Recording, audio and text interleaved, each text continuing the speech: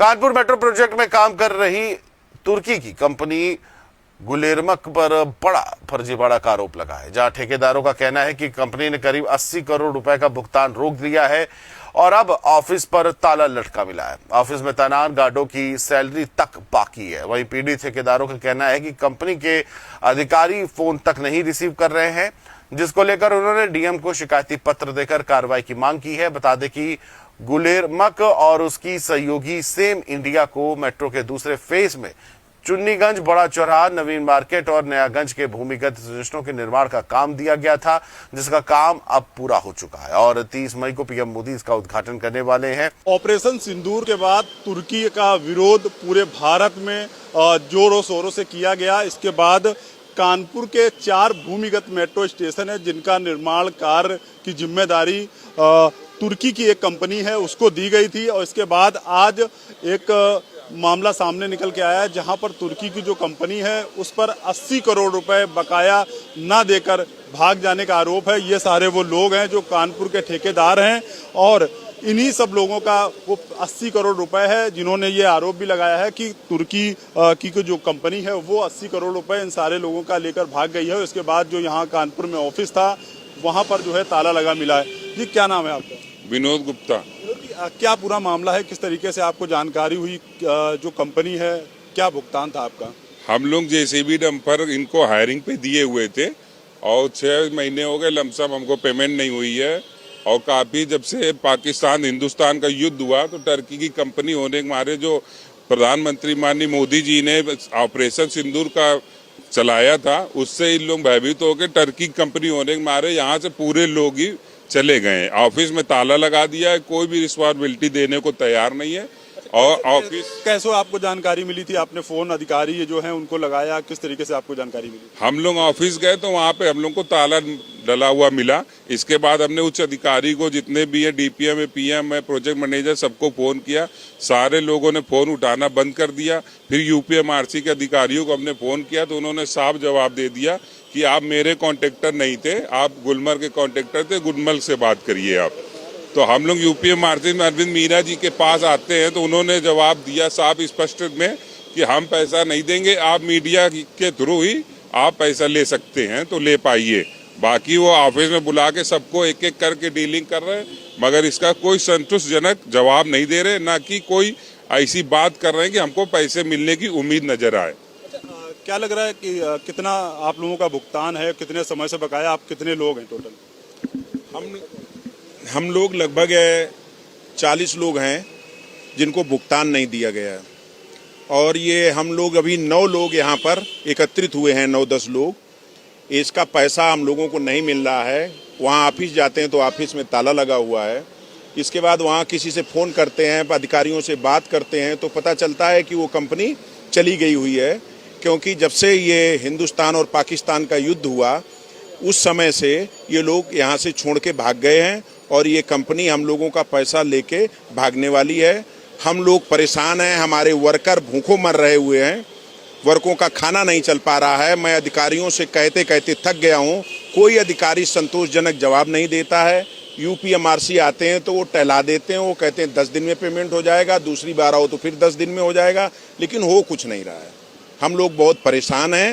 आज आप लोगों के द्वारा जिलाधिकारी को भी मुलाकात की गई थी और ज्ञापन दिया गया था, वहाँ से क्या आश्वासन आप लोगों को मिला? जिलाधिकारी द्वारा जो हम लोगों ने ज्ञापन दिया था वहाँ से यह आश्वासन मिला कि आगे की कार्रवाई की जाएगी, आगे की कार्रवाई की जाएगी। लेकिन आगे की कार्रवाई क्या की जाएगी, हम लोगों को कोई संतुष्ट जवाब नहीं मिला। अच्छा, यूपीएमआरसी से के जो जिम्मेदार अधिकारी उनसे आपने अभी मुलाकात की है, उन्होंने क्या आश्वासन दिया, कैसे संतुष्ट हैं? यूपीएमआरसी के मीणा जी जो यहाँ पर पीडी हैं, उनसे अभी मिला और उनसे बातचीत हुई तो उन्होंने यही बताया कि ऑफिस उनसे मेरी बात चल रही है और पैसा मिलेगा। इसके पहले भी मैं जब आया था तब भी उन्होंने यही जवाब दिया था। तो मैंने अभी उनसे कहा भी कि सर आपने इसके पहले मुझे जवाब दिया था कि 10 दिन में मिल जाएगा, वो तो अभी मिला नहीं। तो हम लोग तो परेशान हैं, तो हम लोगों को कुछ ना कुछ तो करना पड़ेगा, क्योंकि हमारे परिवार है, घर परिवार है, खर्चे हैं, तो कहाँ से आएंगे? यूपीएमआरसी के जो अधिकारी हैं उनका ये कहना है कि जो हमारे द्वारा जो भुगतान था वो कंपनी को कर दिया गया है। उस तो आपको इसमें क्या लगता है, उनको भुगतान किया गया है? क्योंकि कंपनी द्वारा आपको भुगतान अभी तक नहीं किया गया। भुगतान यूपीएमआरसी ने अभी गुलर मैक्स कंपनी को नहीं किया है, ये वो गलत कह रहे हैं। और उसका भुगतान अभी 100 करोड़ रुपए लगभग जो सुनने को आ रहा है कि 100 करोड़ का रुपया अभी बाकी है, गुलर मैक्स कंपनी को नहीं दिया है।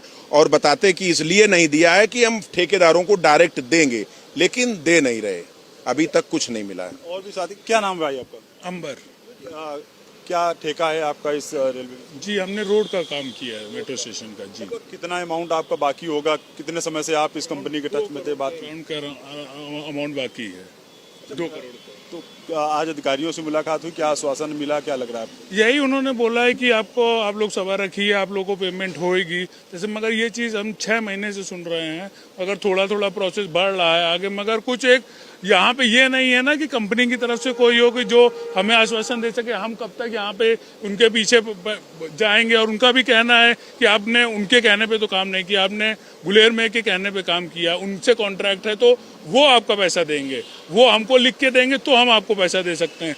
मगर उनकी तरफ से जब कोई सुनने के लिए नहीं है तो हम अपनी गुहार किसके पास लगाएं, कहाँ लगाए जाके? क्या लग रहा है ऑपरेशन सिंदूर चला जिस तरीके से, उसके बाद जो उसका बाइकाट किया जाने लगा तुर्की को, तो इसके बाद इस तरीके की जो घटना हुई, क्या लग रहा है ये ऑपरेशन सिंदूर के बाद का जो असर है वो ये लग रहा है कि उस कारण वो लोग यहाँ से भाग गए, या कुछ और समझ में आ रहा है?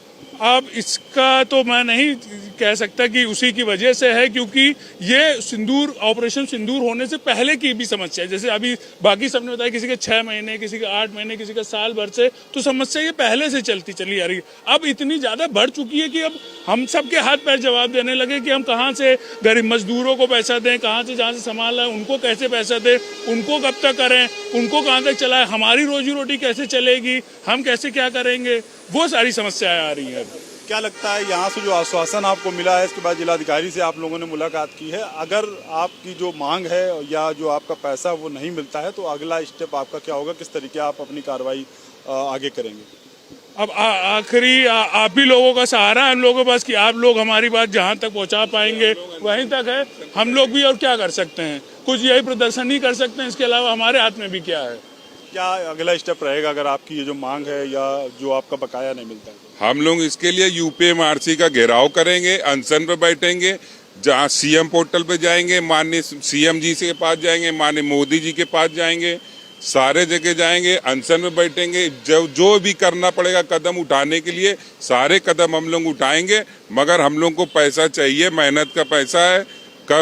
एक एक रुपए हम लोग जोड़ के दिन रात काम करके काम किया हम लोग ने, बाहर के लोगों को पैसा देना है, तो इसलिए सारे कदम हम लोग इसलिए उठाएंगे। अभी माननीय मोदी जी 30 तारीख को आ रहे, उसके बाद हम लोग 2 तारीख से प्रयास करेंगे 40 लोगों से बात करके कि अनशन पे बैठेंगे, यूपीएमआरसी का घेराव करेंगे। किसी नेता से आप लोगों की मुलाकात हुई जो अपनी बात आपने रखी हो, क्योंकि 30 तारीख को कानपुर में प्रधानमंत्री का भी आगमन हो रहा है, इसको लेकर के उनसे कोई बातचीत की है क्या? अभी तक हम लोगों ने किसी भी नेता से मुलाकात नहीं किया है। अभी हम लोगों ने पर्सनली विजिट किए, सबसे मुलाकात किया हुआ है, यूपीएमआरसी से बात किया हुआ है, हमने गुलेरमर से बात किया हुआ है। हम लोग अपने पहली बात को मतलब सौम्यता से बात कर रहे हैं कि पहले हमारी बात ऐसे बन जाए जिससे हमें पेमेंट मिल जाए और मसला मेरा हल हो जाए। हम लोग, मैं श्री बालाजी इंटरप्राइजेस से श्री प्रकाश चौधरी हूँ, मेरा बाकी 21,50,000 मेरा बाकी है। और इसके लिए मैंने एक लेटर देखी, मैंने उनको पहले भी मीना जी को दे रखा हुआ है, ये लेटर दे रखा हुआ है, और इनको दे करके मैंने इस तारीख को उनको दिया था, उन्होंने मेरे इस लेटर रख लिया, लेकिन उसका कोई प्रॉपर रिप्लाई नहीं दिया। और जिसकी वजह से क्या होता है कि हमारे जिस भी ऑपरेटर हैं, हमारे लोगों का जो पेमेंट है वो सारा इशू फंसा हुआ है, हम उसको हल नहीं कर पा रहे हैं। इसलिए हम चाहते हैं कि जो गुलेरबर्ग कंपनी है टर्की की, वो कंपनी ने जो भी लोग हैं उन्होंने कभी प्रॉपर रिप्लाई नहीं दिया। वो लोग कभी फेस पे आते नहीं हैं, कभी बातचीत करते नहीं हैं। इनके जो भी अधिकारी वर्ग थे वो आए, हाँ हम करते हैं, करेंगे, उन्होंने पेमेंट प्रॉपर शेड्यूल से कभी दिया ही नहीं। ये कंपनी एक नंबर की फ्रॉड कंपनी है, जिस कंपनी को लेकर के हम ये कह सकते हैं ये कंपनी ठीक नहीं है, इससे पेमेंट मिलना मुश्किल दिख रहा है। ये क्या लग रहा है यूपीएमआरसी के जो जिम्मेदार अधिकारी उनसे आप लोगों ने मुलाकात की है, तो उनसे क्या आपको संतुष्ट कोई जवाब मिला है इस तरीके का? यूपीएमआरसी के जो अधिकारी हैं उन्होंने संतोषजनक जवाब नहीं दिया है।